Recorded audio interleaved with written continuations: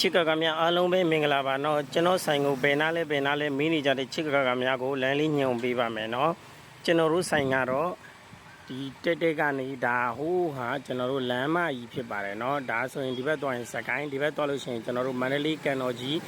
ဒါမန္တလေးဘက်ကိုအဝင်လမ်းဖြစ်ပါတယ်เนาะကျွန်တော်တို့မန္တလေးစကိုင်းသွားတဲ့လမ်းမကြီးဘေးဒီဘက်တောင်းမှာဆိုလို့ရှိရင်ကျွန်တော်တို့ဒန်ကိုစီတိုင်းရှိပါတယ်အဲ့ဘေးမှာဆိုရင်မန္တလေးကန်တော်ကြီးရှိပါတယ်အဲ့ဒီနေမှာစကိုင်းဘက်ကိုလာပြီးတာနဲ့ကျွန်တော်တို့ရှမ်းကလေးကျွန်းဆိုတဲ့မုတ်ဦးကိုတွေ့ပါလိမ့်မယ်မုတ်ဦးအပြာဂုံကြီးလှုပ်ပေးထားပါတယ်အဲ့ဒီမုတ်ဦးအပြာကြီးကနေပြီးတော့မှကျွန်တော်ဒီလမ်းအတိုင်းလေးဆင်းလာပြီဆိုလို့ရှိရင်ဒါဆိုရင်ကျွန်တော်ရဲ့ဆိုင်လေးကိုရောက်ပါပြီเนาะကျွန်တော်ဒီဇက်အမှု MDY ဆိုပြီးတော့မှဆိုင်းဘုတ်လေးထောင်ပေးထားပါတယ်